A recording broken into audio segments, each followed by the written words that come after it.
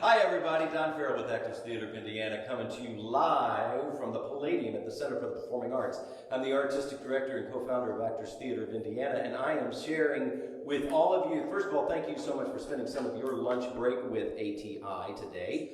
And we have a special treat for you. We opened this Friday night $1 Million Quartet here at the Palladium at 7:30, and then we close Saturday night at 7:30 with only 2 performances of this great Tony Award-winning show, $1 Million Quartet. And we've got the quartet right here. We got these guys that are from all over the United States, as well as right here in good old Indiana. And we thought we'd just kind of get to know a little bit more who these guys are. And we got Jefferson McDonald as Jerry Lee Lewis, hi. Mike Perrie Jr. as Carl Perkins, Jacob Barton as the king of rock and roll, Mr. Elvis Presley, and then Brandon Alstott as the man in black, Johnny Cash. So how many times have you guys have all done this show before. How many times collectively do you think we have now represented in this production? I got 306. What you guys got? 306. 306 times performing? Yeah. Maybe 100. Oh my goodness.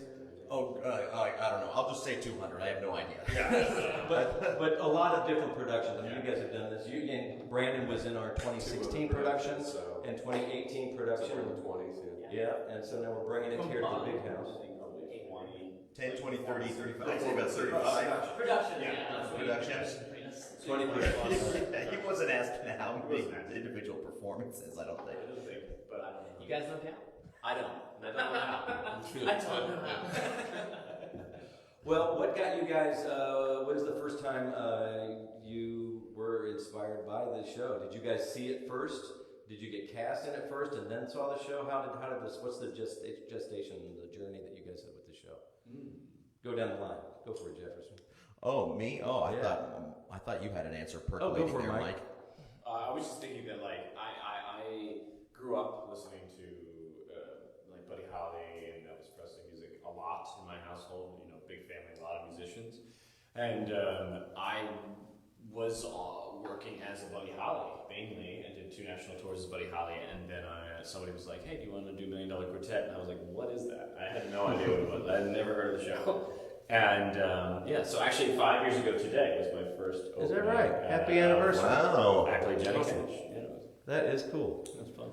I got a pretty similar story. I actually saw the show before ever doing it, and when I saw the show, I said, I'm never going to be able to do that show because I can't play guitar, and I don't think I look like Elvis. And I think like 2 years later, somebody was like, are you sure you don't want to like try out for the show? You'd be really good for it. I'm like, I don't know if I can play guitar. And somebody was like, I've seen you play enough guitar to do Elvis Presley. You should try it. Right. And then I haven't stopped. That was 5-6 years ago. And the rest is history. That's awesome. Okay, we come throw it back my way. My first recollection, if I can get the word out, of really enjoying what's live. Am I looking over here? Where are the people over here? I was taking swimming lessons with my brother. We were probably 9 years old, and I'm 35, so this is a little while ago. And I remember everyone after the swimming lesson at the college would go, they'd take their clothes off, and we were kind of modest. We didn't want to get naked in front of anyone, so we would just sit there in our wet clothes with a Walkman, and we would listen to this cassette tape that we had of just Johnny Cash and Elvis tunes, and we would just imitate them. And we were just... I don't know, I've just been kind of playing rock and roll ever since. I never really played it professionally or live for anybody. I was more of a classical music guy until this show, which I did for the first time 6 years ago today on this very day. Just like, I'm just kidding, no. This is it could be, but I don't know. I'm very disorganized. It could be, but who knows. I was blessed to be able to do it for the first time at the Arrow Rock Lyceum Theater in Arrow Rock, Missouri. Had a great time, met some veterans and who had been doing the show for a while. They sort of taught me the ropes, took me under their wing, and they were nice to me. They weren't too mean to me, so I wanted to keep doing it. And it's been a blessing of a show because I've done it 10 times since, so it's been the gift that keeps on giving. But awesome. I've done 2 productions with ATI. The first one was in 2016. I remember, the auditions were posted. I was kind of familiar with the show, but not really. But I was already a huge Elvis and Johnny Cash fan, and had been playing their songs on the guitar and singing them, just home for family and around the campfire and stuff like that for years. So I was, as soon as I saw the auditions, I decided to go in and have a piece for both, because I didn't know which one they, who I was right for. I mean, with my voice, probably Cash, but I'll try for whatever, So I went in and dressed in black, but then I did Folsom, but then I gave him a little bit of Hound Dog too. Yeah. With my second song, with the leg shaking and everything. I'm like, I just want to be in the show. I just want to be in the show. So I did both, and then I got the call that they wanted me as Cash, and I was overjoyed. And we did 2 productions, 16 and 2018, and third time's the charm. So what I get from that story is you're willing to do anything. Yeah. Actually, he said he wore all black, but he didn't say the T-shirt said, "Please, dear God, hire me." Yeah. That's classic. Yeah. True actor. It worked. True actor. And we've been having a great time in rehearsals. We started rehearsals back on Tuesday, June 6th. So we've had 1 week of rehearsals. We're getting ready to start back in. We were here yesterday, first time on the stage here at the Palladium.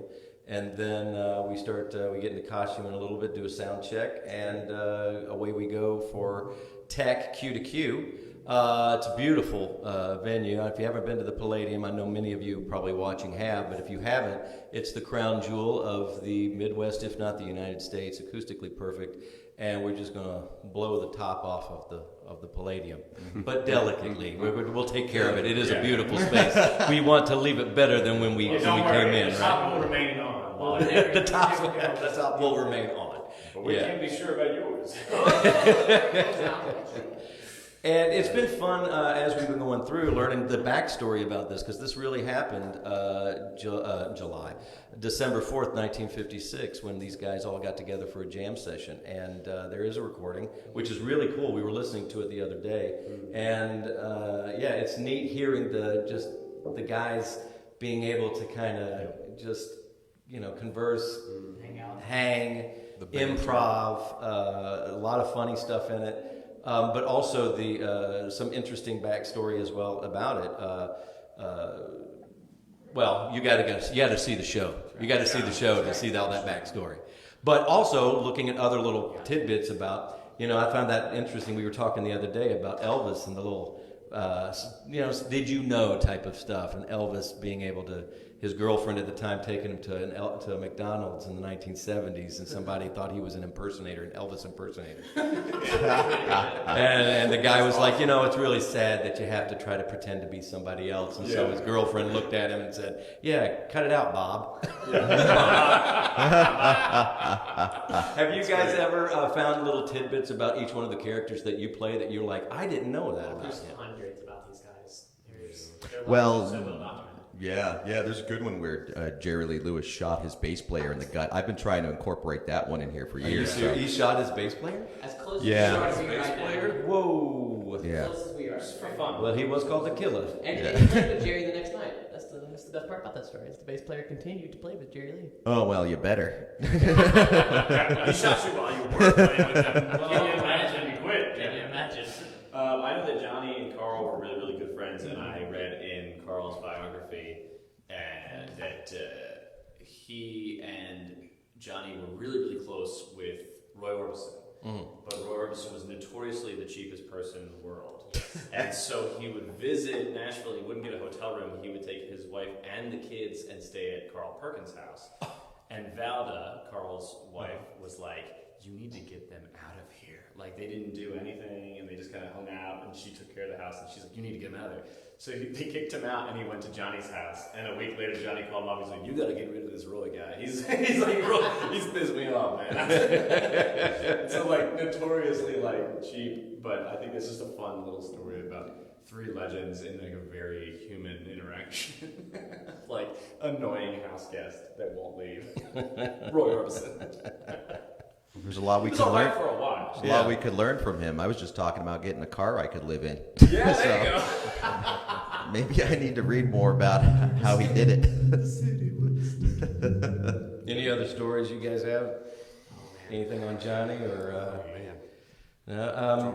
How do you when we go about? Of course, these guys. You guys have never worked together, right? This is the first time all four of you have worked together in this production. So each time we go through doing a show, I mean, like I said, they came into town on the 5th, June 5th. We started rehearsals on June 6th, and it's about creating that cohesive sound, you know, to make them feel like, you know, make the audience feel like they've been together for years.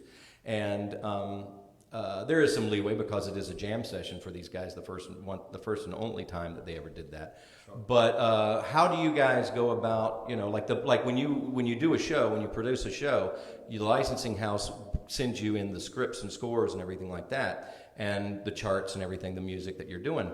But what we found as we do this is, like, you guys have all done the show, it's a matter of making this the sound rather than actually playing what's on the page. What we're finding is there were changes over time, and it never made it into the script and scores that were in there. And I mean, they're playing the charts and the keys and everything like that. But there's a uniqueness that has to be created in the moment. We'll talk about that because Jefferson is also the music director of the piece of the show. So talk about how you go about creating that cohesive sound, and how does that go about? Well, I think as opposed to a lot of other plays or musicals, this one doesn't necessarily live on the page. You know, we've already have these great recordings of these songs and what they're supposed to sound like, and people have a familiarity with what they're supposed to sound like.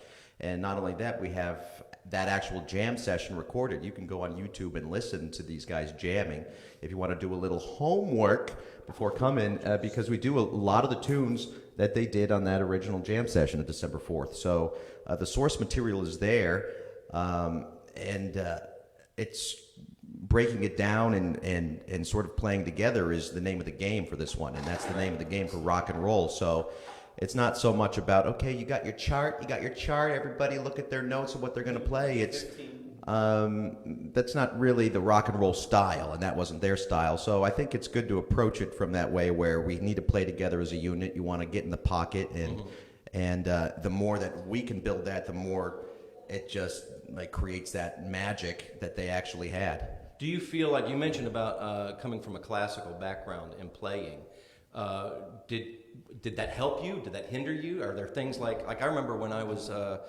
going to conservatory and I learned how to sing growing up, but then I was like, certain things I had to unlearn to rebuild up and sing more properly. As an example, is there anything, did you find that the classical background really helped enhance being able to find certain special riffs or anything from a rock and roll perspective? You know, it's interesting. It was sort of adapting. You know, I always loved playing super fast when I was a kid. I'd always get yelled at for playing too fast. Oh, yeah. But that comes in handy when I'm doing some Jerry Lee Lewis, because, you know, you're rifling out these tunes, and you need to have a really nice technique if you don't want to hurt yourself. Well, I see a lot of actors who play Jerry Lee Lewis, their fingers are bandaged up and bloody, and really? you know. Yeah. So I think that some of that technique sort of helps me to be able to do 8 shows a week and, you know, have all of my digits intact at the end of it. Well, speaking of that, I did read your bio and your experience on the poultry farm and being the fastest with the... Oh, yeah, the fastest chicken gutter in the Northeast. The fastest chicken gutter in the Northeast. Well, 7 seconds, and that's getting the esophagus, the lungs, and everything in one swoop, yeah. Yeah, you kind of get in there, and the only problem is sometimes those rib bones around the lungs, they'll sometimes jab you underneath your fingernail. That was frustrating. They did not teach that to you at conservatory. No, my piano teacher wasn't in love with that. Why is your fingernail separating from the bed? I'm like, just had to gut 400 chickens. But that's... I mean, you wanted to do it fast because you didn't want to be there. You know, you're like, let's get this over with so we could do something fun. But I don't know. There are some other people that would contend for that title, but I don't know. Maybe we'll have to write a show about that. Yeah, that sounds like another show. It does. How did you guys get started in theater in itself? Like, what was the beginning launch for you guys? I had a friend who kind of forcibly dragged me to an audition in high school by my ear. Hey, you're coming to this audition. You need to do this. I've heard you sing in class and stuff, and blah blah blah. And you need to come down. And I was like, what do you mean people get on stage and sing and dance? I don't believe you. Don't believe. I didn't at the time, and and I haven't stopped ever since. Non-stop. Wow. Yeah. I actually saw my cousin and my uncle were saw a production of Buddy Holly's Story when I was 8 years old. And I was like, I want to do that. And so oddly, my life has been very circular in the way that like this show that got me into music and theater is the show that I ended up doing many, many, many times. Dream it. As I did. It was not my goal. I never was like, I'm gonna play Buddy one day. I just like loved that I knew them as people and they weren't them, but they were them. And that's what I remember very distinctly. It was like, that's Uncle Jim, but that's not Uncle Jim. Like that's this other guy, but it is him. And it was like, I want to do that. And I was already a ham and a pain in the butt, so like it was already like it was destined to be. It's already there. Well, yeah, go ahead.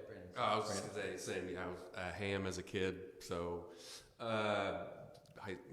elementary school plays, 4th grade.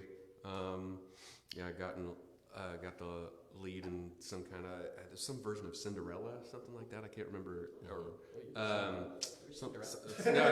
It was some version of it. It was like an odd version, but shortened version of it. But yeah, ever since then, all the plays, all the musicals. Probably the first big one was high school sophomore year. Played the dentist in Little Shop and Little Shop of Horrors, and just ever since. Yeah. Ever since. Well, these guys are going to take us out with one tune from the show, and be sure to come. We're just going to end our thank you guys so much for spending your time with us before we have to go down to sound check, and we're going to leave you with a little tidbit taste of $1 Million Quartet. Tickets are on sale 317-843-3800 or visit atistage.org. Tickets are flying, guys. And it's perfect, a wonderful way to celebrate Father's Day weekend.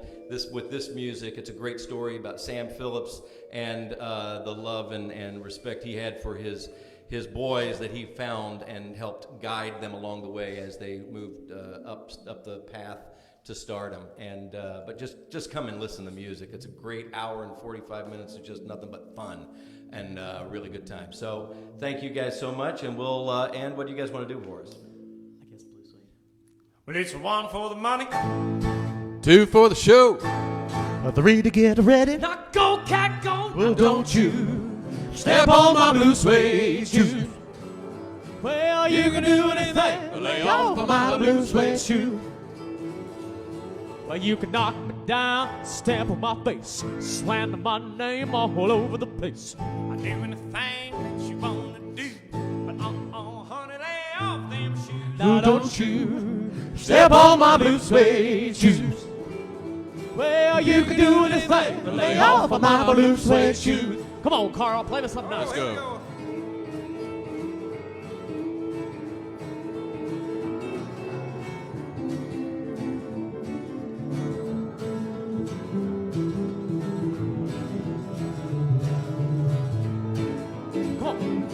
You can burn my house, steal my car, drink my liquor from an old fruit jar. You could do anything you want to do, but oh, honey, lay off of Jerry Lee's shoes. Now don't you step on my blue suede shoes.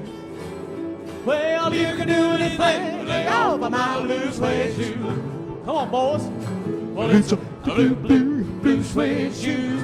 A blue, blue, blue suede shoes. Baby, blue, blue, blue suede shoes. A blue, blue, blue suede shoes. You can do anything but lay off my blue suede shoes.